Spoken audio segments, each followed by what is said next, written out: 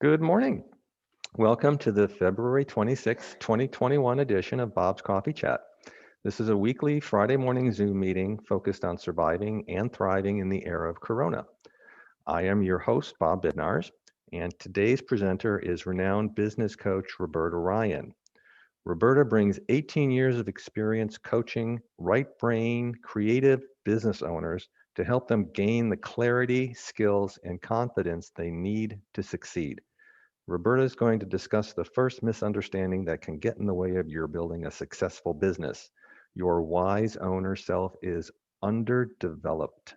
Despite all your best efforts and the numerous programs and advisors you invested in, are you still not achieving the income, impact, and quality of life you know is possible? And Roberta, I'm going to turn it over to you. Okay, thank you, Bob. Bob, I really appreciate you having these coffee chats every week. Thank you very much. My pleasure. My hope today is that you'll each leave with something that you can immediately use in your business to improve it. It might be a greater understanding of a business principle or a action that you can take or insights about your work. And our time today is going to be really interactive. So what I really want to start with here, we have a new person here. What I really want to start with today is just briefly unmute yourselves so that you can give us your name, what you do for a living, and where you live. So let's just do a quick introductions. Who'd like to start? Well, I'll go start. Hi, you. I'm Bob Bednarz. I'm with Guarantee Mortgage. I'm a residential mortgage broker. I like to call myself your lender for life. I've been doing it since 1992, and the same people that I've started with keep coming back, and now they're kids, and I don't know, maybe grandkids are coming too. Thank you, Bob. Amy, it looks like you're unmuted. Do you want to introduce yourself briefly? Sure. I'm A. Lyndon Adams from Santa Rosa. I'm a metaphysical healer. I channel 12 ascended master guides who can see you at a soul level. So it's very customized guidance. I also have a #1 international bestseller. I was a contributing author in a new book called Empowered Self-Care. Very exciting. Thank you very much. And Christy, I see you're unmuted. Hi, Christy Karate. I am an intuitive artist and also a life mastery consultant. My work is called Mastering the Art of Life. And I have a best-selling book called Beyond the Box, which I wrote and produced. I created and produced during the pandemic, and it's now out in the world.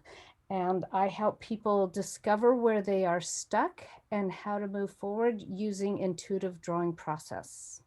Thank you very much. Charlene, I see you're unmuted. Would you like to introduce yourself? I'm Charlene Baumsteiger. I'm a realtor in Marin County, and I work with Bob all the time. I don't hesitate at all to refer him to any of my clients. So happy to be here with each of you. Thanks for having me. It's nice to meet you. And Julie, would you like to introduce yourself? Yes, good morning. So I am Julie Schlander.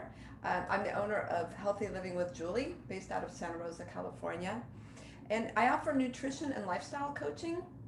And I help women to fall in love with themselves. Because whether they have 5 pounds they want to lose or 50 pounds, it all starts with self-care and self-love. Great. Thank you, Julie. And Kelly, you interjected a little before we run the recording. Would you like to introduce yourself? Yes. Hi, I'm Kelly Balamuth. I'm an attorney. My law firm's called Balamuth Law, and I do estate planning for people, helping them plan for what happens when something happens to them. Thanks for having me. Thank you very much. And we don't see you, but would you like to introduce yourself? Okay. Let's see, I can put the, hi, I'm Ann from Coldwell Banker.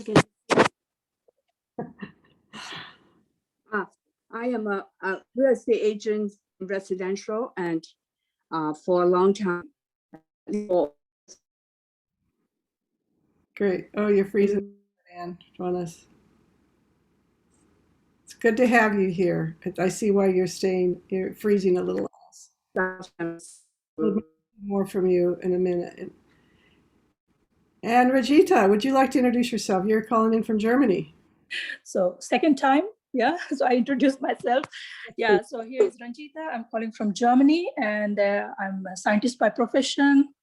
has published a lot of books, more than 5, 6, 7 books, a lot of publication, and I mainly work in cancer medicine innovation. Well, great. It's wonderful. That's Wonderful to have you here. So I'm going to share my screen now with my PowerPoint. And so we're here with Bob's Coffee Cat.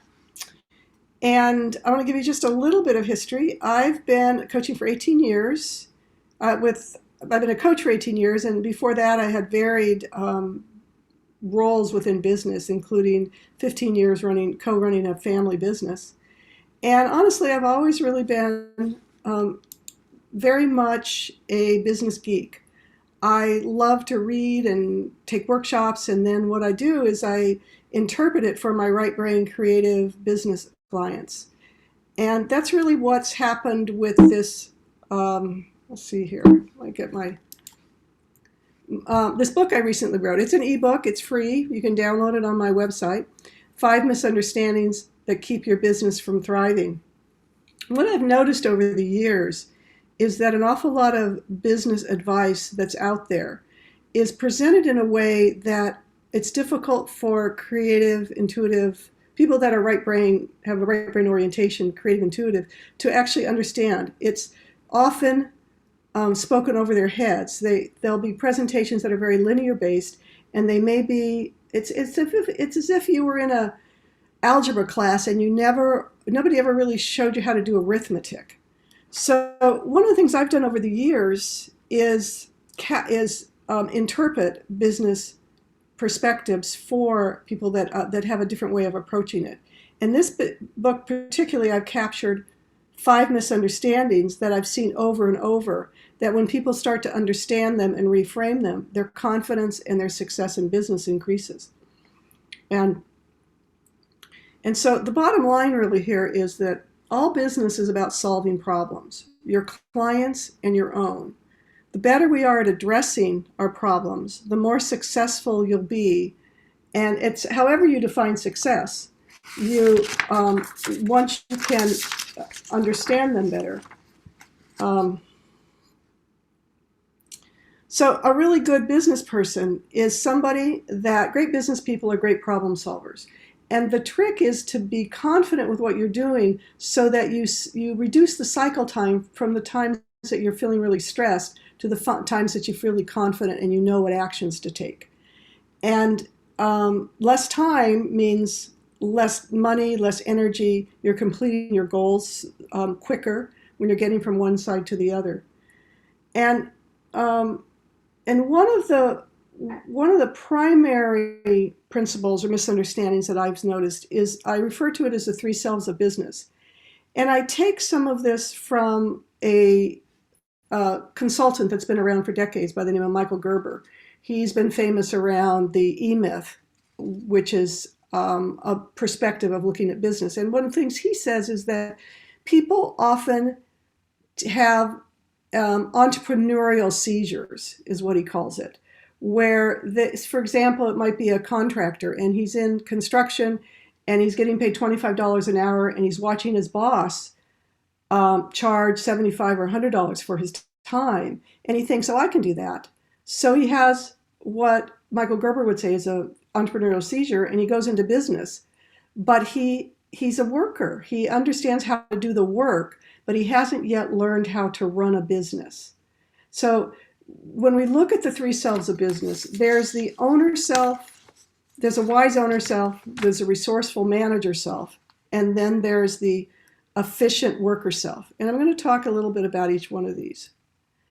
So your owner self, so we're working in a framework of helping to improve your problem solving skills. And one of the things about being good at this is being able to step back away from the day-to-day work and actually look at your business from a larger perspective. So your owner self is the one that does this. This is the part of you that decides on the direction of the business, your reason for being in business, some of the key values. So this is your visionary qualities, and where you really actually articulate the greatest desires of what you want to do. And then your your resourceful manager is the one that gets things done, keeps the ship moving. That's the one that once the owner decides you're going to get a new website, the resourceful manager is the one that gets it in action and checks the list and gets it done. And the third one, the efficient worker self, that's the one that does the one-on-one client work. This is really when we talked before about the contractor, this is the contractor, and they know how to do their work really well. And this is why you went into business, because you're really good at your work. And when we talk about problem solving, you're solving problems for your clients all day long. You're exceptional at it. And so what I'm suggesting here, proposing here, is if your business isn't where you want it to be, to take some time, step back, and be able to look at your business from a wider perspective. The value of that is that decisions end up earlier. Decisions, oops, sorry, I lost myself here. So business is about solving problems, your own and your own. The trick is to really shape your business around the problems that you like to solve. But for the moment, I want to go back to our wise self. When this part of us actually knows where you're going, the reason it decreases the stress and shortens the cycle time of being able to be in action, have focused action sooner, is because you are easier to make decisions once the owner is clear. So your manager self and your worker self know what they're doing. It's like having a really good roadmap. And so I'm going to stop here for just a moment and see if we have any questions or comments. I know all of you are in business, and I'd love to hear your thoughts at this point if you have any questions. Who's got something they'd like to bring in here?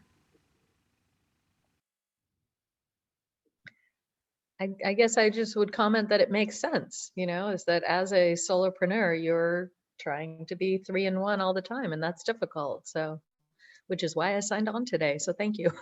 Yeah, so tell us a little bit about what kinds of activities you do that you think when you're wise on yourself. How do you step back? What's worked for you?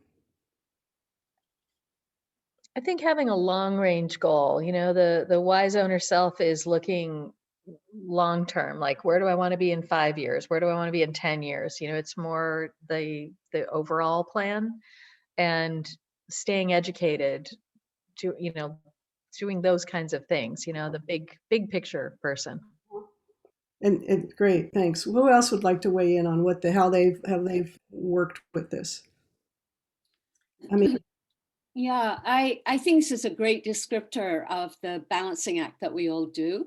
And it's so easy to get caught up in the resourceful manager self and just be doing. But I learned a long time ago that that's not going to get you where you want to go. It's going to keep you enslaved to your work. And so, it's about setting a time to, I have a partner in collaboration. We make regular meeting dates where we talk about the big picture.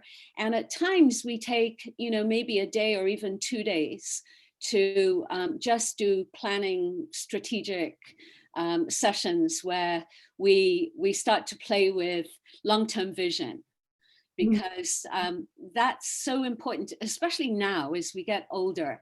I think to know where do we want to land, and are we actually in line with what we're doing to where we actually want to land. And that hasn't always been the case in my business relationships. So I really treasure this kind of broader way of thinking ahead. Right. Thank you. Thank you. Anybody else? Yes, Millie, welcome. Hi, sorry I was late. I really appreciated the hand-drawn picture, the larger picture of the business. I don't know if that was done just for somebody's demonstration purposes, or it was actually his business, but yeah, that. I think it's really a creative way. It's kind of like mind mapping, and I'm very visual, so I could move my laptop around and show you my wall over here. It's got large white paper, and I constantly scribbling on it and throwing up ideas. It looks a lot like that. And then at one point I did this process, and unfortunately can't remember the name of it. Maybe you'll know, but it's a diagram of your business. And the lines are drawn in a particular way for a particular reason. And there are 9 sections: customer segments, customer relationships, value proposition, key activities. And it really, does anybody know what this is called? No. That's a business plan sketching. Yeah. There's a particular type of business planning, but anyway, Mhm.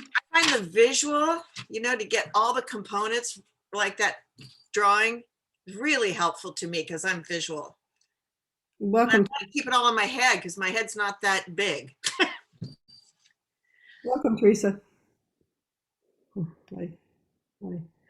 Yes, thank you. I can say in corporate world, yeah, you have to manage many decisions at the same time. So with your workers, as well as with your superiors, as well as with the shareholders, as well as your external customers. So it's so complex in the corporate world. And then I always question myself, okay, am I happy doing this? Am I motivated? And then the process becomes easier for me. So this is the way I work. I always check, okay, this is my big picture. And then I cross check, is it making me happy? And then I balance it accordingly. That's great. Now, are you still in corporate, or do you also have a small business of your own? No, corporate. Corporate, yeah. One of the things I've noticed over the years, I've been in business 18 years. I've been there in and around business for decades, but as things have changed and there's less and less corporate, there's more and more people coming out into small business that have never mentored in a business somewhere. It used to be you would mentor under somebody and then you would be in business. But there's so many people that don't have that person kind of showing them the ropes, and they come out into the world and they're starting a business because they've become an acupuncturist, or they become a therapist, or they're doing consulting in some way. And they've never really been mentored in the larger dynamic of running a business. And so what starts to happen, you've got all this chatter that's in the, about, and people with great marketing where they're signing people up for programs that are downstream. They're showing people how to do things that are on a management level, or, in terms of, marketing or some of these other things, but they're not necessarily working with people around the larger dynamic of where do you want to go. I think when yeah, go ahead. Somebody, you were going to say something? Go ahead. I heard a voice. Somebody had. Yeah, I said absolutely, because first of all, one needs to identify their own strength, and then they have to see, okay, what am I lacking, and then take that strength on board and then move ahead, because then only you can build up your business canvas perfectly. Otherwise, you try to do yourself, then it becomes too stressful. Yes. And so many of us are in business for ourselves. We don't have that community that you have when you're working in a corporate situation. And so, finding a way to gain the connection with other people and the feedback and all the kinds of things you need to be able to move your business forward in a way that, as you're, is what you actually want, how you actually want to be in your world. Anybody have any other questions or comments about this? I want to really tap your wise owner self in this conversation. Julie. Yeah, I was just going to say it's nice to see it broken down this way, because what aligns with me is like, it's very natural to be the efficient worker and the manager. Like, I got that down. Give me the checklist, do the work.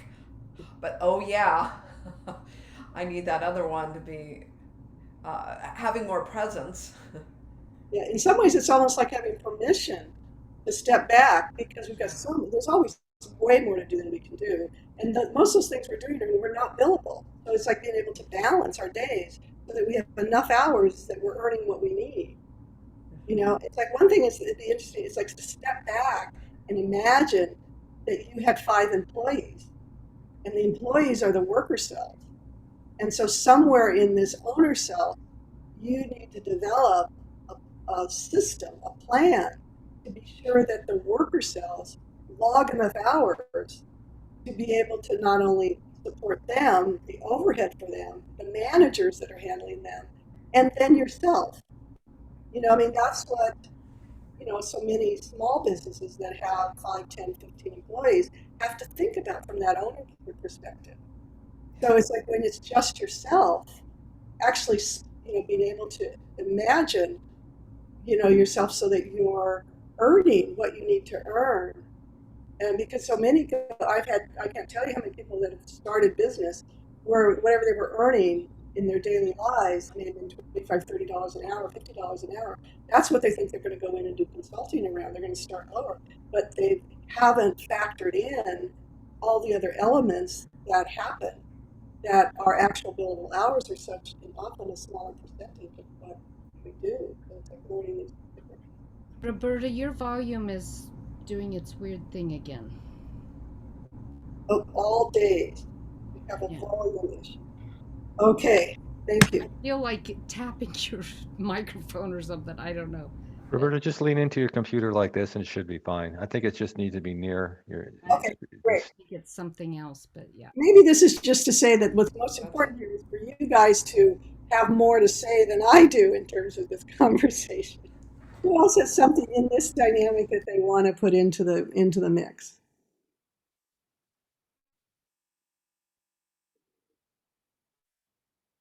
Bob, what's it been like for you to be in business? You've been in business for a long time. Have you ever had employees, or it's always been on your own? Oh, well, not in this business. I used to have a limousine service back in the 1980s, so I had lots of employees. So that was that's a whole other story. Yeah. So did you? It took you. Did you get mentored into it, or how did you learn to manage the crowd and to make sure that you were earning what you needed? Well, my business partner came from the business community, so he had that background, which Okay. was great. I was more of the worker self. I'm the one that ran the books and all the other stuff, and he was more of the hiring and the firing and the actual personnel portion of it. So how does it work now that you're in mortgage? Have you had people that have worked for you, or has it been just you're an independent and you earn and? No, I work for a company, so we have a staff. I have an assistant, I have a processor, and so we have a team that works with it. But there's just a few of us, and quite frankly, right now it's good advice because I have so much coming at me all at once. I feel like I'm behind the 8 ball and constantly trying to get back up to my efficiency with what I have to do with my portion of it before I delegate. So it's a matter of capacity at the moment. And it's just the nature of our business. It's either boom or bust. Right now it's boom, but because rates are low and mortgage rates go up, it'll go towards easing up a bit. And you've got the extra time to do a lot of promotion. It's like, I need more business. It's trying to build that balance to make it more. But to your point, this morning was a good case because last night I was up till about 8 or 9 o'clock working. I just had one of those days. And I just simply took some time this morning and kind of revisited my goals for my business. It's like, okay, don't get so caught up in the details.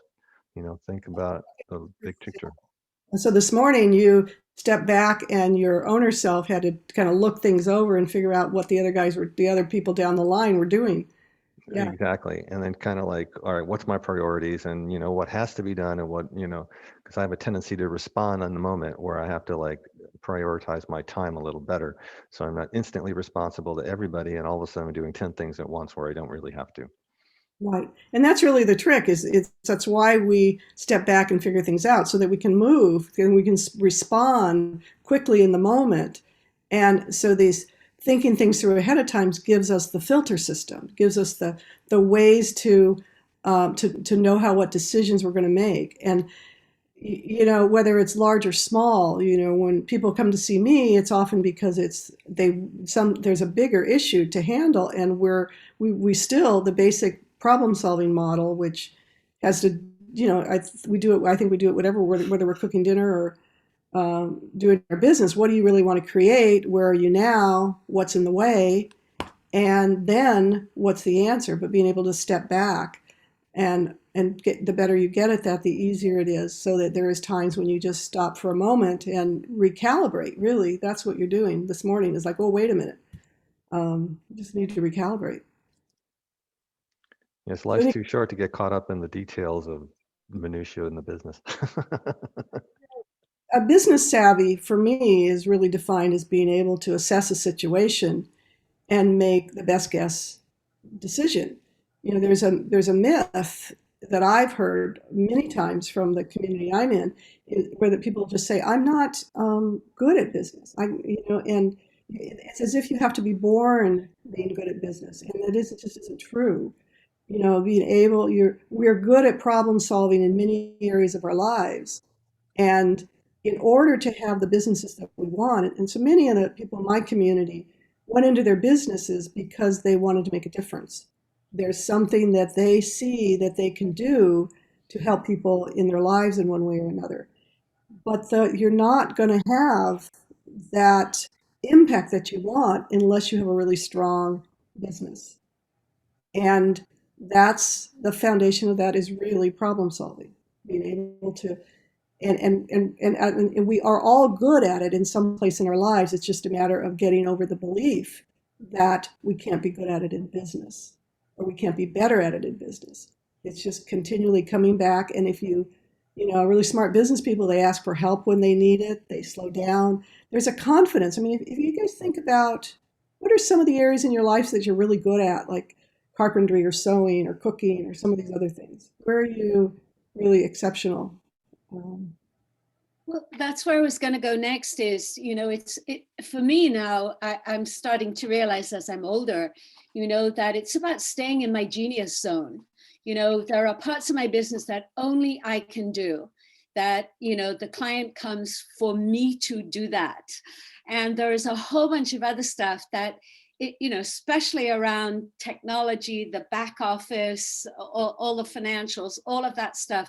That's not my area of genius, but there are other people for whom it is. Yeah. And so that is the trick and, you know, I think that's also the challenge of being an entrepreneur, because, you know, you kind of take on the whole schmagegi, as it were, and you do part well and part not well. And your business can really suffer because you get out of your genius zone and try to do the stuff that you're not good at. And then you waste all your time and energy, as opposed to being able to bring in other people to do those pieces for you. Thank you, Amy. Amy, that's really well said. Thanks. Who else has something they'd like to add into this? I'll add to the conversation. What it brings up for me is that as an attorney, and I know this is true for doctors too, you go to law school and they teach you how to do a heart transplant or how to file a complaint in court. They don't teach you how to manage a business at all. And so it happens to doctors all the time. They go out into the world and they start their business. They have no idea how to do it. And same with attorneys. I went into practice with my dad right out of law school, like 27 years ago. And thankfully he had been a business major. Otherwise, I don't know how we would have made it this far. And it's only recently when I've been making some changes in my business, and literally after a quarter of a century, where I realized that people like seek help in running a business, that it's not just that there's like the practice of law and then there's having a business. Yes. I never knew that.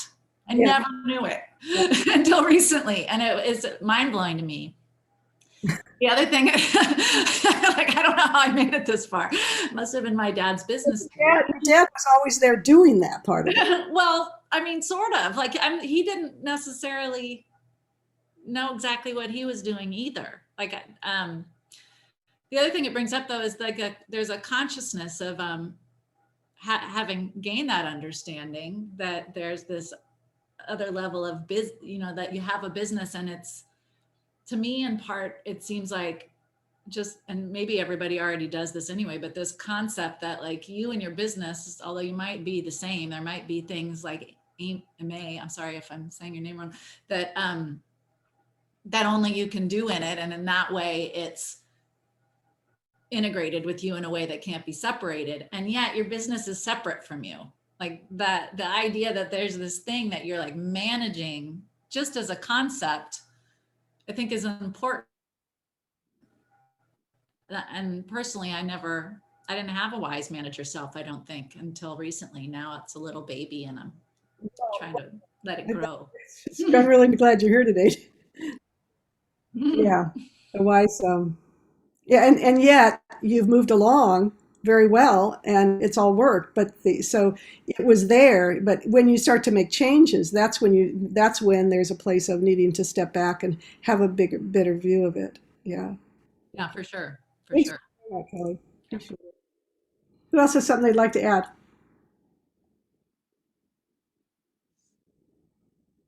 Okay. Well, so another thing I'm aware of around business is, well, I did mention that in business problem solving, in any kind of problem solving, there's really the four basic steps to it, which is what do you want to create? Where are you now and what's in the way? And when we look at what we want to create, this is where I think it's really, really interesting to watch how our belief systems fit in here about what's actually possible for us. Because there's a level of what we should create, what we can create, what do we really want to create, where we have to kind of come up against those beliefs. And one thing I've noticed that I think has just been really wonderful to watch is as I'll work with a client, they come in with an idea of what they want to create. And we start working towards that. And when they start to experience themselves being able to do it, what their vision is grows. I've seen it happen dozens of times where I need an example here. Somebody wants to, I don't have an example that pops to mind, I'm sorry, but maybe somebody else has an experience in their own life where they thought about, I want a business that has, all I really need is, 10 employees, 10 sessions a week, and they have this very modest goal coming in. And then they realize if they do this and they answer this and they put themselves out in a certain way, they have, all of a sudden when they have like 6 or 8 and they realize how it happens, they start to say, well, a class would be really good to have here. Or maybe I could charge a little bit more. They start to nuance their vision based on what they really want once their confidence and skills as an owner start to increase. Has anybody had that experience as they've been in business, really evolving? Teresa, it's good to hear. You're muted at the moment. Yeah, thank you. Yes, I'm actually a client of Roberta's. She's also my friend too, wonderful friend. And I just started a women's financial coaching business, actually just at the beginning of this year. I'm a retired certified financial planner. And my plan really, honestly, was just one-on-one coaching. That was it. And it's only been a couple of months.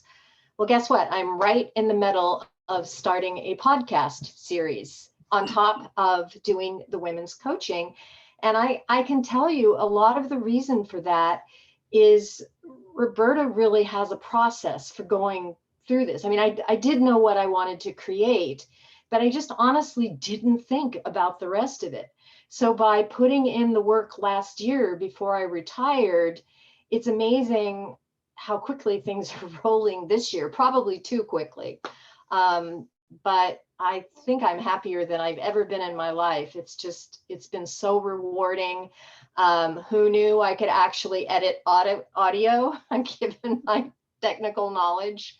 So I just highly recommending putting in the work on the business process. It really pays off. Great. Thank you, Teresa. I didn't need an example as she came along. Julie, you're muted. Yeah, well, I just wanted to share what resonates for me in this, what you're describing, what it feels like to me is like when somebody starts to step in and have more of the beliefs around being that wise business owner, right? Then that belief starts to create those new experiences for themselves. And as it loops back on itself and their experience creates new and more better beliefs about themselves, they start to shift into having a new identity. Yes. And yes. As long as it still stays congruent and it's like a smooth transition, yes, then that's what begins to happen. And then they become that business owner that they're looking to be, and all those new choices that they start to make happen in alignment to set them up to the new vision that they want for themselves. I mean, it's true in all places of our life. I'm sure you Yeah. find it with the nutritional work you do with people. Yeah. You know, it's just bringing that same wisdom we have in so many parts of us. Christy's pointing at her ear. She's my tech. Christy's my tech here. It's like really, you know, it happens in so many of our lives, and being willing to overcome any beliefs we have about ourselves as business people, and taking that same wisdom into business, and recognizing that we're learning the ropes. Just like if you were learning to cook, you're learning that you know, pans work in certain ways, this much fire. We get intuitive sense of it, and the more we do it, the more we're able to solve those problems quicker. We give it less turn time. We reach out and have people help us when it happens. Any other questions before I just bring up another topic here in all of this? Anything else anybody wants to? Ami, you're muted. Muted. Yeah, thank you. I would just add that, you know, it does start to snowball when you really stand in your value, when you really claim your gifts. Not only then do you see other applications for those gifts, but in my experience, clients will actually come to you and ask you to teach certain topics or to provide insights on, you know, some of their issues. And so it's both, you know, it goes both directions, from you out to your community and from your community inward to you. So it's really quite thrilling. Yes, exactly. Thank you. Thank you, Ami. And what's interesting about it is it does start to snowball. However, if you've spent the time getting clear on what's important to you, you know how to say yes or no, because you can snowball and get kind of caught up in the ball, and then all of a sudden you're doing things that don't quite work and you're not sure why. You're not as happy as you've always been. And so there's a couple things that I work with initially with people to have them clarify, that I found that when they're clear on these, decisions are easier and they know they're going the right direction. For example, if you know, people have big visions about what they want to do, or small, where they have a vision, some are bigger than others. But within that vision, I have them clarify what's actually non-negotiable for them, what's really essential. One man many years ago, he had big vision. He saw himself traveling the world, owning homes all over the world. He just had this great idea. But when we really talked about it, what was most important to him was that he traveled as part of his business.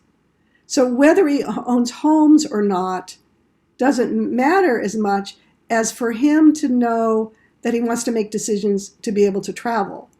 So I have people identify what's really non-negotiable, so they have that filter to make decisions as they go along. There's also, the second one is to be really clear on why you're in business. You know, we talk about mission, and there's a lot, was it Simon Sinek has the beautiful TED Talk about why. It's just a wonderful one to look at, but it's that if we really anchor in, that has to do with the impact that we want to make. I mean, for example, I'm in business, and I'm in business with a specific client base because they're wise, creative, intuitive, and the work they do changes people's lives. And I know that if I'm successful with them, there's more, it ripples out. So I see the impact of my work by who I work with. So I have this clarity about why, and I'm able to make decisions, yes or no, about things that come along and directions I go, making sure that it's connected to my why. A third one we've talked about here quite a bit, and I think you all are really grounded in this, is having work that you really love to do. You know, where are your real strengths? Where's your genius zone? And making sure that you make decisions. The decisions are always happening. I was on the phone with a woman the other day that a program I have coming up isn't a fit for her. She wanted me another variation on it.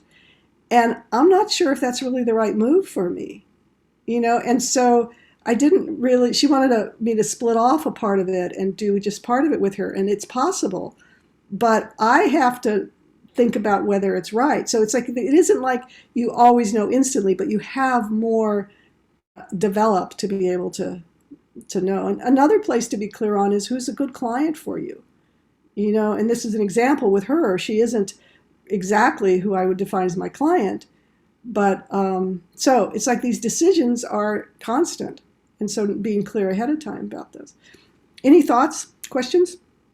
I Yeah. have a thought about that based on kind of an insight I've had recently about it. I have this, and maybe this is obvious, but that when you get clear on where you're going or where you'd like to go, when you get clear on what your values are and on why you're doing what you're doing, Yes.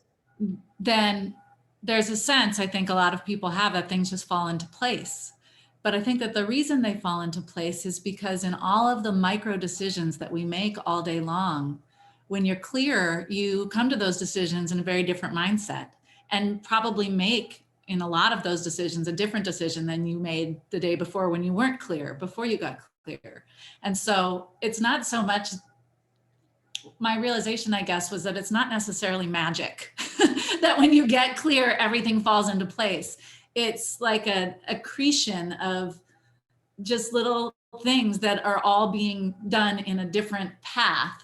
And then bam, you're in a different place without even feeling like you were, because you don't think, oh, if I hadn't become clear, I would have made this very small decision about, maybe even like what kind of toilet paper you buy for the bathroom in your office. I don't know. I'm talking about like really micro stuff. Seems to me to make a huge difference once you get clear on things. And it feels easy because there's no confusion because you're clear. It's an obvious answer to each micro thing, what to do, because you know what your values are, you know where you're going. Yes, great. Well said. Thank you very much. Yeah. Anybody else? Who's got something they want to say here? More.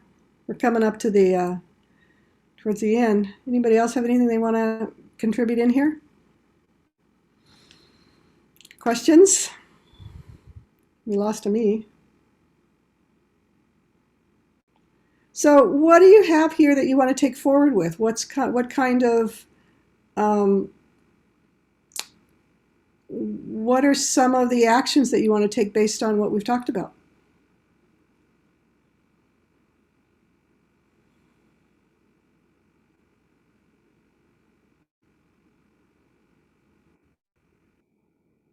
Well, my main action is that when I get stuck with this business part of myself, I call you. Because it's definitely not in my genius, and it is something that I could master, but I don't want to put the time or energy in it. I just love being in my creative serving world. Well, Christy, we've known each other a long time, and I'm going to challenge you here because in the last couple of years, you have upped your game a lot in terms of yourself as a businesswoman. So you may say that, but you only call me when I have to talk you off a cliff. You make a lot of decisions. You're doing really well. It's like there's a thing about my work is that do you guys ever know that about the Maytag man, the Maytag guy who's so lonely? It's like when I'm doing my work well, and the clients end up calling me once in a while instead of ongoing. So Christy's an example of that. So that shows that you really are doing really well because you just only call me when you really have something major. That's great. Who else has something they'd like to say here? You guys have just had a lot of wonderful, rounded out this really well. I wrote this book and I work in isolation, and then so it's just really good for me to bring it out and present some of the materials and then see what people see and don't see around it. I had go ahead. I was going to say I think what I want to implement going forward is that something I noticed for myself is that like I get little intuitive hits of like, oh, do this, or here's this phrase, or things that are like the business person, the wise person, right? And I need to I keep a little binder, a little notebook to do more strategic thing, and I need to be using that to drop in those little insights that just drop in. Yes. So that and then carve out time to kind of make sense of all those things and like, okay, I put into my calendar some regular time to say, okay, you're going to look through these little things. What do they mean, and what are you going to do going forward, and how does it fit into the business? So you're going to consciously acknowledge and develop your wise owner self more. That's what I hear. Great. Yeah. Who else has something they'd like to, does it go forward with this? What are you taking away from it?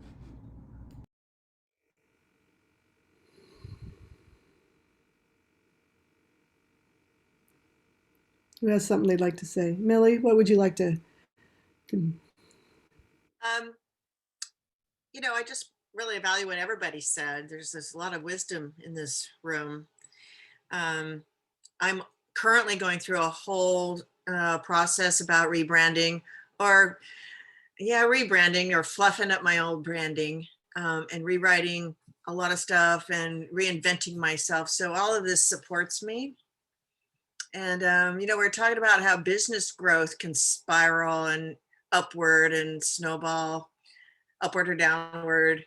But I had a guru in my life, a coach, big time guy who constantly said the growth of your business is a function of your personal growth. And whatever you see in your business that's not working, it's coming from somewhere inside of you that's not working. And, that's kind of a hard thing to face sometimes, but I find that I just heard a lot of you doing that, just looking inside and looking to see what's, like the three selves, who's stronger, who's weaker, who's not even aware they have three, things like that. Yeah. So I think you brought a fantastic topic here, or a set of topics. So thank you, Roberta. Thank you, Millie. I have your book and I love it. Thank you. Great. Thank you. Anybody else have something they'd like to add in here? Well, I'd love to build on what Millie just said. I think you're, 100% accurate, Millie. And often, the problem is that we've got two parts of ourselves in conflict. So, we say we want something, but then we find that we're actually not following through and doing the work.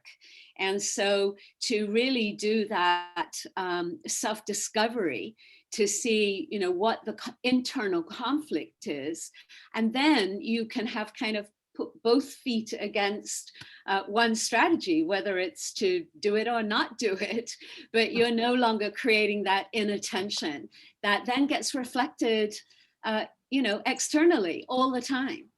And right now, with the energy speeding up the way it is, those opportunities for ahas are ever present, because whatever it is that's getting in our way is going to be reflected back to us one way or another, by a client or by a lack of clients, so rather than go into blaming and shaming oneself, if we can just see it as an opportunity to take a deep dive and find out what's going on, we can stay in congruency. And that it's that congruency, I think, that gets the results. Yes, I think so too. Thank you, Emily. And people notice congruency. They do. It sends you right to authenticity. Yep. Yeah. Because when your behavior is congruent with your values and your principles and who you are, then people get it, know it, fall in love with you. Exactly. Exactly. Great. Any final thoughts here? Were you taking home before I'm going to do a little close here? But I want to know if there's any more comments before we close. Millie, sorry. Just a quick thank you to Bob Bednarz for doing this, creating this forum for all of us. Bob's a gem. Bob is a gem. Well, thank you, Millie. Just to kind of dovetail into what Roberta's talking about, talk about congruency. I mean, this whole pandemic thing and everybody sheltering in place was a big shock, and not a lot of people adapt very well.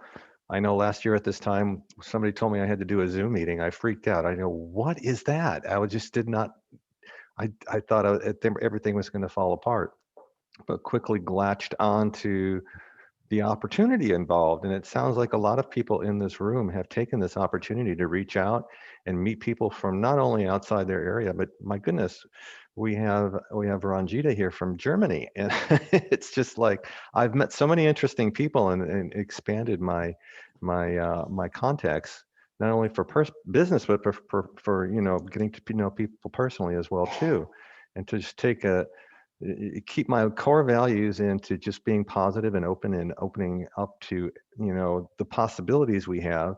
And in spite of the tragedy of this pandemic, there were just opportunities like this to have all of you here, for example, and I just really enjoy it. And I really appreciate it. Roberta, you just had just a wonderful message for everybody today. Thank you very much. So let me, anybody else have anything I want to do? So just a quick close of how you can get a hold of me if you would like more information. But if anybody has any more comments they want to make real quick, a few minutes. Okay, all right. So let me just quickly here share my screen again. We've been talking about the ebook. You saw it earlier. If you don't have a copy, you can go to my website and download it. You'll also be put onto my mailing list. Another thing is that, whoops. Once a month, I have a drop-in group, a mastermind group for entrepreneurs. It's a Great Ideas Business Group. It's the third Monday of each month from 2 to 3:30. You'll also can find information on my website about that. It's $25. I limit it to 10 people. It's very much similar to what we're doing right here. People bring topics and we explore them. A couple of the women on this call are regular attendees. And then also, if you're interested in talking to me about any individual work, you can, on my website, there's a place you can sign up for a 45-minute call, and there's no cost to that. So I hope to hear from some of you. I'd love to get to know you a little bit better. And so that is my close, Bob. You can. All right. Well, thank you very much. Really appreciate it. It was a wonderful presentation.